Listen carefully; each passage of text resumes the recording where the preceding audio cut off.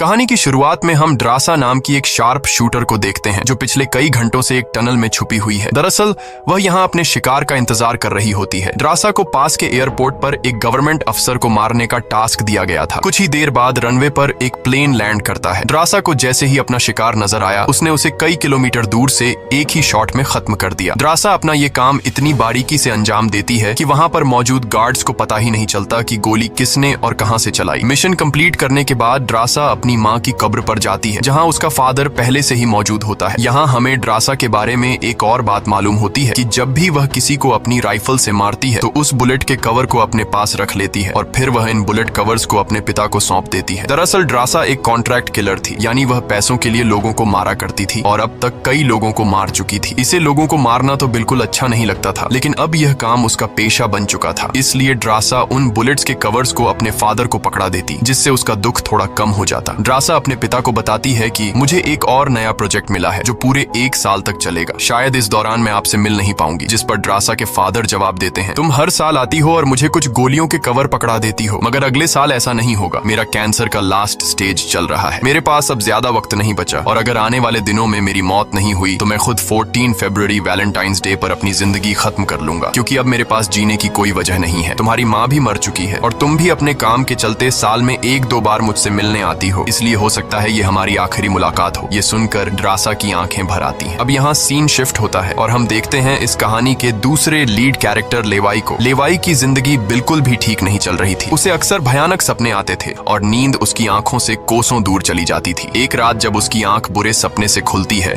तो लेवाई अपने घर से बाहर निकलकर समुद्र के किनारे पर आता है। यहाँ उसे थोड़ा बेहतर महसूस होता है और वह अपनी डायरी में कुछ लिखने लगता है। तभी लेवाई को अचानक उसके फोन पर एक मैसेज आता है। उस मैसेज में उसे एक एड्रेस दिया गया होता है जहाँ उसे जल्द से जल्द पहुंचने का कहा गया होता है। लेवाई बिना वक्त गंवाए एक मिलिट्री बेस पर पहुंचता है और वहां उसकी मुलाकात होती है एक लेडी ऑफिसर से जिसका नाम बार्तो है। बातचीत के दौरान हमें पता चलता है कि लेवाई कोई आम इंसान नहीं बल्कि एक आर्मी ऑफिसर था, लेकिन अब वह रिटायर हो चुका है और सिर्फ इतना ही नहीं, वह एक डेडली स्नाइपर भी रह चुका है। वह अब तक 200 से भी ज्यादा लोगों को स्नाइपिंग से मार चुका है। बार्तो लेवाई से कहती है, मैं तुम्हें एक मिशन पर भेजना चाहती हूँ क्योंकि तुम एक बहुत ही अच्छे स्नाइपर हो और ये सिर्फ तुम ही कर सकते हो। लेकिन मिशन पर भेजने से पहले बार्तो लेवाई से एक बहुत ही जरूरी सवाल पूछती है, अगर तुम इस मिशन पर गए तो क्या तुम्हें याद करने वाला पीछे कोई है? ये बात सुनकर लेवाई को कुछ अजीब लगने लगता है, लेकिन फिर वह जवाब देता है, नहीं, मेरा इस दुनिया में अब कोई भी अपना नहीं है। ये सुनकर वो लेडी लेवाई से कहती है, तुम तैयारी कर लो, कुछ घंटे बाद तुम्हें उस मिशन पर भेजा जाएगा और वहाँ तुम्हें 1 साल के लिए रहना है। इसके बाद लेवाई को बेहोश कर दिया जाता है और जब उसकी आंख खुलती है तो वह अपने आप को एक एरोप्लेन में पाता है। लेवाई कुछ समझ नहीं पाता कि आखिर उसे कहाँ ले जाया जा रहा है और उसे किस तरह का मिशन सौंपा गया है। इसलिए लेवाई वहाँ पर मौजूद एक सोल्जर से पूछता है, मुझे कहाँ ले जाया जा रहा है? लेकिन वह सोल्जर लेवाई की इस बात का कोई जवाब नहीं देता, बस इतना कहता है, अपना आईडी और वॉच हमें दे दो, ये सब तुम्हें तब वापस मिलेगा जब तुम्हारा मिशन पूरा हो जाएगा। थोड़ी देर बाद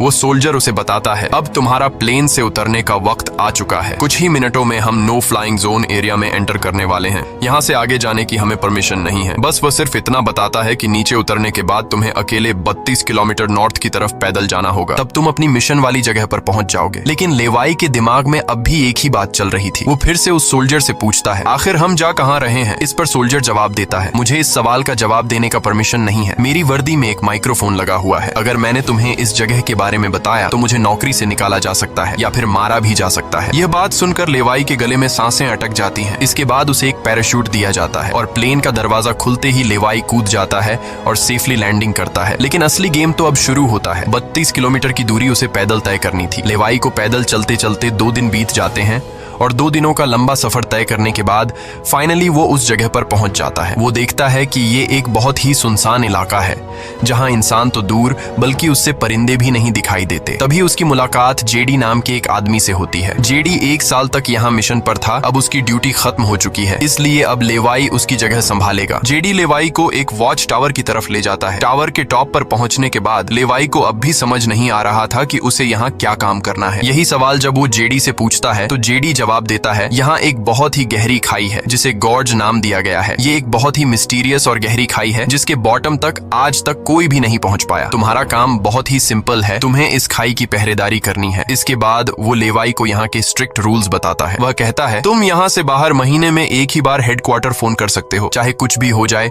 तुम बाहर की दुनिया से जुड़ने की उम्मीद मत रखना। ये टावर, जिसे हम वेस्ट टावर कहते हैं, इसके ठीक सामने ईस्ट टावर है, वह रशिया का है। वहाँ भी एक गार्ड अपनी ड्यूटी निभा रहा है, लेकिन तुम दोनों के बीच कोई भी कांटेक्ट अलाउ नहीं है। तुम्हें सिर्फ अपनी ड्यूटी पर ध्यान देना है और हाँ, आने वाले खतरे के लिए हर वक्त तैयार रहना, क्योंकि यहाँ तुम पर किसी भी वक्त हमला किया जा सकता है। यहाँ ऑटोमेटिक गन्स और नीचे ढेर सारे लैंड माइंस लगाए हुए हैं। अगर ऑटोमेटिक गन्स में गोलियां खत्म हो जाए तो उसे हमेशा रिलोड रखना, क्योंकि हमले के दौरान ऑटोमेटिक गन्स तुम्हारी बहुत काम आएगी। और आखिरी बात, अगर तुम्हें कभी भी यहाँ तेज सायरन की आवाज सुनाई देने लगे तो तुम बिना सोचे समझे यहाँ से भाग जाना। जेडी कहता है, मुझे भी नहीं पता कि ऐसा क्यों बोला गया है, लेकिन मुझे जो पिछले ड्यूटी वर्कर ने बताया था वही मैं तुम्हें बता रहा हूँ। लेवाई उसकी सारी बातें अच्छी तरह से सुन लेता है, पर उसका सवाल एक ही था। वह पूछता है, आखिर यहाँ ऐसा क्या है जिसके लिए इतनी स्ट्रिक्ट सिक्योरिटी लगाई गई है? तभी जेडी एक ग्रेनेड निकालता है और इस ग्रेनेड को उस गहरी खाई में फेंक देता है। ग्रेनेड जैसे ही खाई की गहराइयों में धमाका करता है, वहाँ से एक अजीब भयानक आवाज गूंजने लगती है। वो आवाज किसी इंसान की बिल्कुल भी नहीं थी, वो किसी ऐसी चीज की थी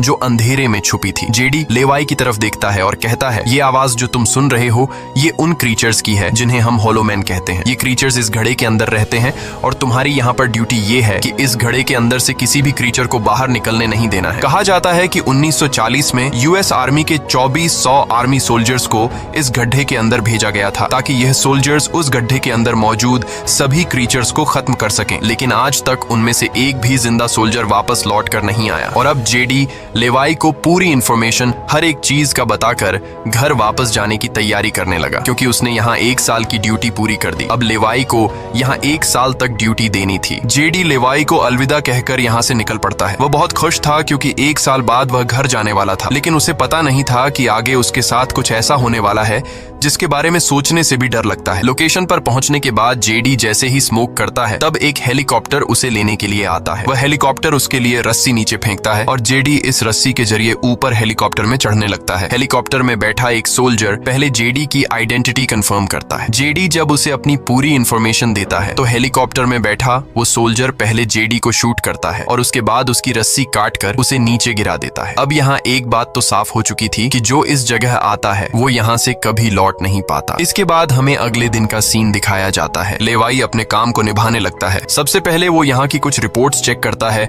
और जिन ऑटोमेटिक गन्स में गोलियां खत्म होती हैं उन्हें रीलोड करता है। इसी तरह से दिन गुजरते हैं और फिर 1 महीना। अब लेवाई को ये जगह बोरिंग फील होने लगी। वो सोचता है कि क्या 1 साल तक यहाँ बस अकेले ही रहना है, न किसी से बातचीत और न ही कोई एंटरटेनमेंट। इसीलिए टाइम पास करने के लिए वो अलमारी में रखी किताबें पढ़ने का सोचता है। जब वो अलमारी से किताबें निकालता है तो अचानक उसकी नजर अलमारी के पीछे की दीवार पर पड़ती है। उस दीवार पर कुछ नोट्स लिखे होते हैं। ये उन सभी लोगों के नोट्स थे जो इससे पहले इस टावर में अपनी ड्यूटी कर चुके थे। हर नोट में डर, अकेलापन और होलोमैन के खतरों का जिक्र था। एक दिन लेवाई को वेस्ट टावर से मशीन चलने की आवाज आती है। लेवाई जल्दी से अपने टेलीस्कोप से दूर से ईस्ट टावर को देखने की कोशिश करता है और तभी उसे एक लड़की दिखाई देती है। और ये लड़की कोई और नहीं बल्कि ड्रासा होती है, जो कि उसकी अच्छी स्नाइपिंग की वजह से उसे इस टावर पर ड्यूटी दे दी गई थी। ड्रासा की खूबसूरती देखते ही लेवाई की नजरें उस पर जम जाती हैं, लेकिन लेवाई उससे बात नहीं कर पाता क्योंकि ऐसा करना रूल्स की खिलाफ वर्जी थी और ड्रासा को भी वेस्ट टावर में बैठे लेवाई के बारे में पता चल चुका था। अब इसी तरह से दिन गुजरते हैं और ये दोनों सोचते हैं कि क्या हमें एक दूसरे से बात करनी चाहिए या नहीं। कुछ दिन बाद ड्रासा का जन्मदिन आता है। अकेलेपन में घिरी हुई ड्रासा को लगता है कि उसे किसी से बात करनी चाहिए। वो लेवाई से बात करने की कोशिश करती है। ड्रासा एक व्हाइट बोर्ड के जरिए लेवाई से पूछती है, तुम्हारा नाम क्या है? इस पर लेवाई को रूल्स याद आते हुए कहता है कि नाम बताना अलाउड नहीं है, लेकिन ड्रासा मुस्कुराते हुए अपना नाम बताती है, मेरा नाम ड्रासा है। लेवाई भी ज्यादा न सोचते हुए अपना नाम बता देता है। ड्रासा बताती है कि आज मेरा बर्थडे है और ड्रासा अपने बर्थडे को सेलिब्रेट करते हुए डांस करने लगती है। ड्रासा लेवाई से पूछती है, क्या तुम्हें डांस करना आता है? लेवाई बताता है, नहीं, मुझे डांस करना बिल्कुल भी नहीं आता। जिस पर ड्रासा पूछती है, तो फिर तुम्हें क्या करना आता है? लेवाई जवाब देते हुए बोर्ड पर पर लिखता है, मैं शूटिंग थोड़ी बहुत अच्छी कर लेता हूँ। यहाँ ट्रासा उसकी शूटिंग स्किल्स चेक करने के लिए अपने टावर पर एक छोटी सी बॉटल उसके सामने रख देती है और लेवाई अपने टारगेट को निशाने पर रखते हुए एक ही गोली में उस बॉटल को फोड़ देता है। अब यहाँ ट्रासा भी पीछे रहने वाली नहीं थी। वह भी अपनी शूटिंग स्किल्स को दिखाते हुए लेवाई के टावर में रखी एक छोटी सी बॉटल को बिल्कुल परफेक्ट शूट कर लेती है, जिससे लेवाई को पता चलता है कि ट्रासा कोई आम लड़की नहीं बल्कि वह एक डेडली स्नाइपर है। धीरे धीरे दोनों की बातचीत बढ़ने लगती है। ट्रासा और लेवाई एक दूसरे को समझने लगते हैं, लेकिन तभी जब ये दोनों बातचीत में मसरूफ होते हैं, ट्रासा की नजर अचानक नीचे गड्ढे की तरफ जाती है। वो देखती है कि नीचे से कुछ भयानक क्रीचर्स यानी होलोमैन तेजी से वेस्ट टावर की तरफ चढ़ रहे हैं। वह जल्दी से लेवाई को अलर्ट करती है, नीचे देखो, तुम्हारी तरफ कुछ क्रीचर्स बढ़ रहे हैं। लेवाई जैसे ही नीचे देखता है, उसकी आंखें चौंक जाती हैं। नीचे सिर्फ एक या दो नहीं बल्कि हजारों क्रीचर्स ऊपर की ओर बढ़ रहे होते हैं। वो बिना वक्त गंवाए अपनी स्नाइपर राइफल उठाता है और एक एक करके क्रीचर्स को शूट करने लगता है, लेकिन क्रीचर्स की तादाद इतनी ज्यादा होती है कि लेवाई उन्हें अकेले संभाल नहीं पाता। इसलिए ट्रासा भी अपनी मशीन गन से गोलियां बरसाने लगती है। अब वेस्ट टावर यानी ट्रासा की तरफ भी क्रीचर्स बढ़ने लगे। ये दोनों अपनी अपनी साइड से इन क्रीचर्स को मारने लगते हैं, लेकिन तभी लेवाई देखता है कि एक क्रीचर ऊपर ट्रासा के टावर तक पहुंच चुका है और वह क्रीचर जैसे ही ट्रासा पर हमला करने वाला होता है तो लेवाई ईस्ट टावर से अपनी जबरदस्त स्नाइपिंग स्किल्स का इस्तेमाल करते हुए उस क्रीचर को मार गिराता है। अब लेवाई और ट्रासा दोनों को एहसास हो जाता है कि इस खतरनाक जगह में अगर जिंदा रहना है तो उन्हें मिलकर लड़ना होगा। सब कुछ संभालने के बाद ड्रासा बताती है, ये मेरी लाइफ का सबसे बेस्ट बर्थडे था। अगली सुबह लेवाई नीचे लगी लैंड माइंस को ठीक करता है और ऑटोमेटिक गन को रीलोड करता है। तभी अचानक खाई के अंदर से एक ड्रोन निकलता है। वो ड्रोन कुछ सेकंड्स तक लेवाई की तरफ देखता है। ड्रोन अजीब तरीके से स्कैन करता है। ये देखकर लेवाई हैरान रह जाता है और उसे कुछ समझ नहीं आता कि ये ड्रोन क्यों और किसके लिए भेजा गया था। इस तरह से दिन गुजरते हैं और फिर महीने। इन दोनों की आपस में दोस्ती होने के बाद अब उनके दिन अच्छे गुजर रहे थे और अब उन्हें अकेलापन बिल्कुल भी महसूस नहीं होता था। पर एक दिन ट्रासा बहुत ज्यादा सैड होती है क्योंकि आज 14 फेब था और उसे याद आता है कि उसके फादर ने कहा था कि अगर कैंसर की वजह से आने वाले कुछ दिनों में नहीं मरा तो वो 14 फेब के दिन खुद को मार देगा। और यहाँ ड्रासा बोर्ड पर लिखकर लेवाई को बताती है, आज मैं खुद को बहुत ही अकेली महसूस कर रही हूँ। अगर आज मेरे पास कोई होता तो बहुत अच्छा होता। लेवाई को भी पहले ही दिन से ड्रासा से मिलने का मन था और आज वह खुद को रोक नहीं पाता। वो ड्रासा के पास जाने का प्लान बना लेता है। वह एक रॉकेट लॉन्चर के जरिए ईस्ट टावर तक पहुंचने का जुगाड़ कर लेता है। अगली सुबह वो रॉकेट लॉन्चर का इस्तेमाल करके एक मजबूत रस्सी को ड्रासा की तरफ फेंकता है, जिसके बाद ड्रासा टावर के बाहर आती है और वो रस्सी को मजबूती से एक पेड़ के साथ बांध देती है ताकि लेवाई रस्सी के जरिए लटक कर ईस्ट टावर तक पहुंच जाए। लेवाई बिना देर किए उस रस्सी के सहारे ईस्ट टावर की ओर बढ़ने लगता है, लेकिन बीच में वो अटक जाता है क्योंकि आगे रस्सी की ढलान खत्म हो चुकी थी। इसलिए अब लेवाई हाथों की मदद से आगे बढ़ने लगता है और करीब आधा घंटा हाथों की मदद से सफर करने के बाद वो ड्रासा के टावर तक पहुंच जाता है। ड्रासा उसे वेलकम करती है और कहती है, तुमसे बहुत ही गंदी पसीने की बू आ रही है, इसलिए पहले तुम नहा लो, फिर मैं तुमसे मिलूंगी। लेवाई को ये सुनकर हंसी आ जाती है। वह कुछ कहता नहीं, बस सिर हिलाकर मान जाता है। ड्रासा यहाँ पर शरारत करते हुए उसके कपड़े दूर जाकर छिपा लेती है और सीसीटीवी कैमरा के जरिए लेवाई को देख रही होती है, जो टावर में मौजूद शावर में नहा रहा होता है। उसके बाद लेवाई और ड्रासा एक साथ बैठकर काफी देर तक बातें करते हैं। ड्रासा उससे अपनी पूरी स्टोरी बताती है और बताती है कि अब इस दुनिया में मेरा कोई नहीं रहा, सिर्फ मेरे फादर जिंदा बचे थे, पर कल के दिन उसने भी खुद को मार दिया होगा। यहाँ लेवाई भी ट्रासा को रात में आने वाले भयानक सपने और अपने उन दिनों के किस्से सुनाता है जब वो यूएस आर्मी में था। इस तरह से बातें करते करते रात हो जाती है। ड्रासा यहाँ एक सॉफ्ट म्यूजिक लगा लेती है। ये दोनों म्यूजिक की धुन पर डांस करने लगते हैं। इसी डांस के दौरान वो एक दूसरे के करीब आने लगते हैं और उनके बीच रोमांस होने लगता है। कुछ देर बाद लेवाई ड्रासा की तरफ देखकर एक मुस्कान के साथ कहता है, मैंने तुम्हारे लिए एक शायरी लिखी है, जब हम यहाँ से निकलेंगे तभी मैं तुम्हें वो शायरी दूंगा। अगले दिन लेवाई को वापस अपने वेस्ट टावर लौटना था। वह ड्रासा को अलविदा कहता है और रस्सी के सहारे वेस्ट टावर की तरफ चलना शुरू कर देता है। ड्रासा भी उसे जाते हुए देखती रहती है, लेकिन तभी हम देखते हैं कि कुछ क्रीचर्स ऊपर टावर की तरफ बढ़ रहे हैं, जिनमें से एक क्रीचर वहां लगे लैंड माइन से टकरा जाता है और एक जोरदार धमाका होता है। लैंड माइन के फटने से जो उसके लोहे के पार्ट्स हवा में उड़ जाते हैं, उनमें से एक पार्ट रस्सी से टकरा जाता है, जिससे रस्सी टूट जाती है और वो तेजी से उस खाई में गिर जाता है। लेवाई को गिरते देखकर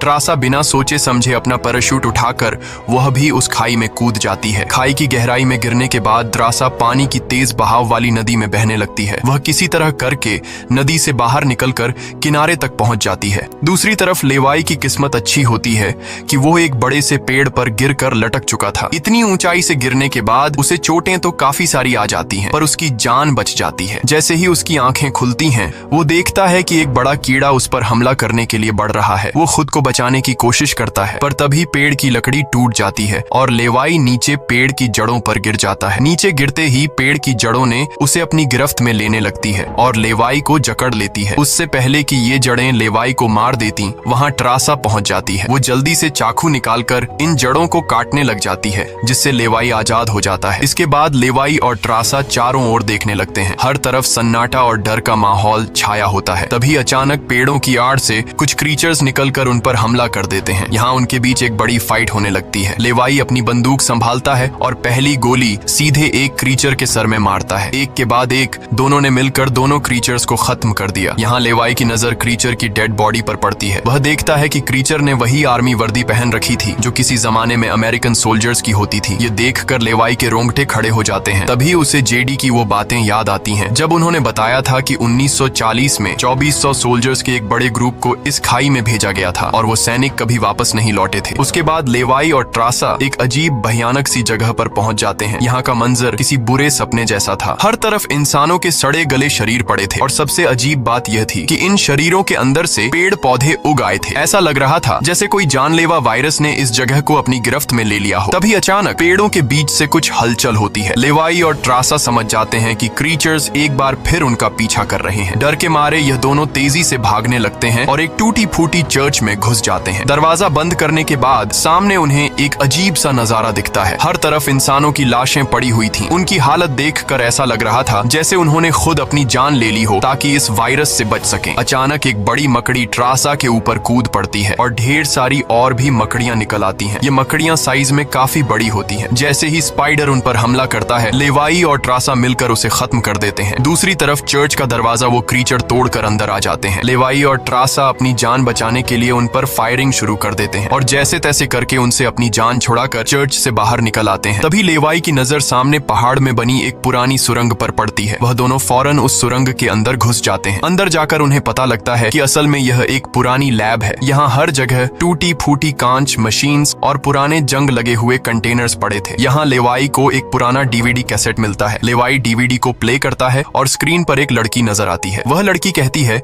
कि हम लोग यहाँ एक सीक्रेट केमिकल मिसाइल प्रोजेक्ट पर काम कर रहे थे। हमारे साथ सैकड़ों साइंटिस्ट थे, पर एक दिन यहाँ भूकंप आया। भूकंप के तेज झटके से मिसाइल की केमिकल लीक हो गई। जहरीला केमिकल हवा में मिलने लगा। कुछ ही घंटों में लोग वायरस से इन्फेक्ट होने लगे। वह लड़की अपना पेट दिखाते हुए बताती है कि मैं भी इन्फेक्टेड हूँ। हालांकि हमने मिलिट्री को सब कुछ बताया। हमने उनसे कहा कि इस पूरे इलाके को बॉम्बिंग करके तबाह कर दिया जाए ताकि इन्फेक्शन और फैल न सके, लेकिन उन्होंने हमारी बात नहीं सुनी। इस वीडियो को देखने के बाद लेवाई को वहाँ एक नए जमाने का कंप्यूटर मिलता है। लेवाई को समझ नहीं आता कि इस जगह में आज के दौर का कंप्यूटर कैसे रखा गया है। लेवाई उसे ऑन करता है और उसमें मौजूद जानकारी को देखकर एकदम सुन रह जाता है। उसे डार्क लेक नाम की एक कंपनी के बारे में पता चलता है जो पैरामिलिट्री बनाने का काम करती है। ये कंपनी यहाँ से इन्फेक्टेड लोगों के सैंपल्स इकट्ठा करके अपने कंट्री के सोल्जर्स को सुपर सोल्जर्स में कन्वर्ट करने के लिए उन पर एक्सपेरिमेंट करती है। यही वजह है कि कोई भी देश इस जगह को मिटाना नहीं चाहता। इसके अलावा लेवाई को यह भी पता चलता है कि यह जो खाई है, यहाँ पर एक बहुत ही बड़ा मिसाइल है जिसकी एक्टिवेशन पर जब वो फटेगा तो 4.2 किलोमीटर की लंबाई में सब कुछ मिटा देगा। लेवाई और ट्रासा ये सारा राज समझ जाते हैं। उन्हें पता चल जाता है कि जिस लेडी बार्तो ने उन्हें यहाँ भेजा था वही इस जगह की ओनर है और वो इस जगह का गलत इस्तेमाल कर रही है। और इस जगह को सीक्रेट रखने के लिए लेडी बार्तो हमेशा ऐसे इंसान को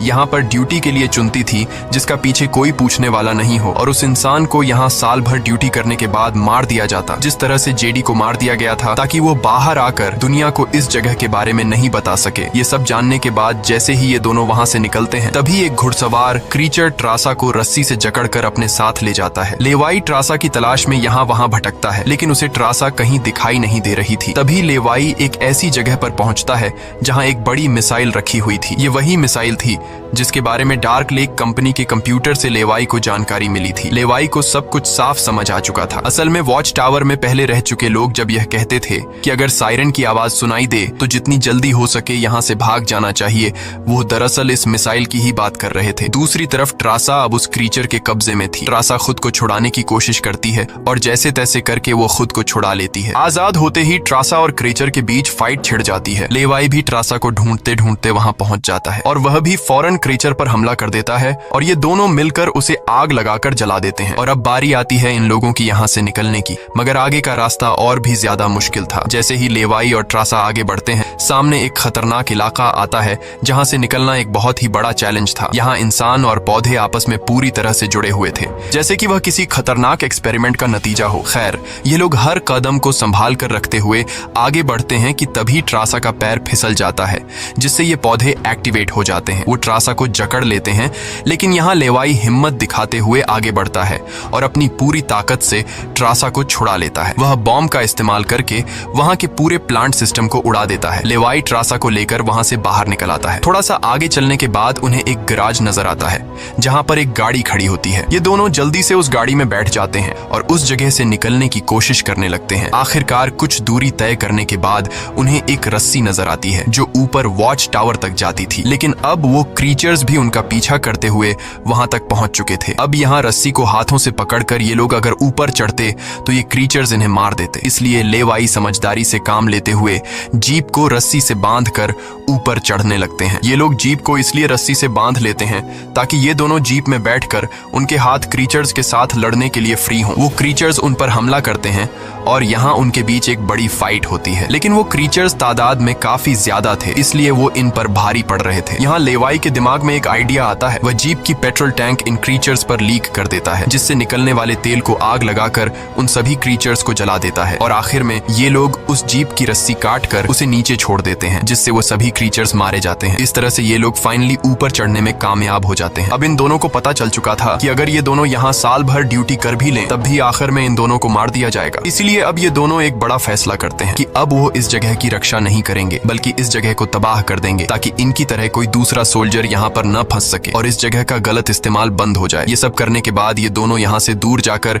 एक नई जिंदगी की शुरुआत करेंगे। यहाँ ट्रासा कहती है, मेरे पास फ्रांस में छुपने के लिए एक जगह है, हम वहाँ जाकर शादी करेंगे और आगे की जिंदगी वहीं पर बिताएंगे। लेवाई ट्रासा की बात मान जाता है और अब वह कहता है, मुझे वापस अपने टावर पर जाना होगा। मैं वहाँ जाकर टावर में एक बॉम्ब फिट करूंगा और साथ ही इस मिसाइल को भी एक्टिवेट कर दूंगा, जिससे यह पूरी जगह तबाह हो जाएगी। जिसके बाद लेवाई रस्सी की मदद से अपने टावर तक पहुंच जाता है। इस बीच लेडी बार्तो लेवाई से कांटेक्ट करती है और सवाल करती है, क्या तुम इस गड्ढे के अंदर गए थे, क्योंकि किसी ने हमारे कंप्यूटर को ऑन किया है। लेवाई यहाँ पर झूठ बोलकर बताता है, नहीं, मैं वहाँ नहीं गया था। लेकिन बार्तो जानती है कि लेवाई झूठ बोल रहा है। उन्होंने सिक्योरिटी कैमरास में सब कुछ देख लिया था कि लेवाई और ट्रासा दोनों गड्ढे के अंदर गए थे। फिर भी वो अपनी बात को आगे बढ़ाते हुए कहती है, अगर तुम नहीं गए तो फिर जाहिर सी बात है कि यह सारा काम उस वेस्ट टावर वाले गार्ड का है। तुम एक काम करो कि उस वेस्ट टावर वाले इंसान यानी ट्रासा को मार दो, क्योंकि उसने रूल तोड़ा है। यहाँ लेवाई हाँ तो बोल देता है, लेकिन बार्तो को पता चल चुका था कि यह उसे नहीं मारेगा और वह समझ चुकी थी कि ये दोनों अब यहाँ से भागने वाले हैं और बाहर जाकर दुनिया को इस जगह के बारे में बता देंगे। इसीलिए वह खुद हेलीकॉप्टर में यहाँ पहुँचती है, लेकिन बार्तो के पहुँचने से पहले ये दोनों अपनी पूरी तैयारी कर चुके थे। लेवाई टावर से काफी दूर जाकर अपनी लाइफ का सबसे लंबा शॉट लेता है और सीधा उस टावर पर गोली मारता है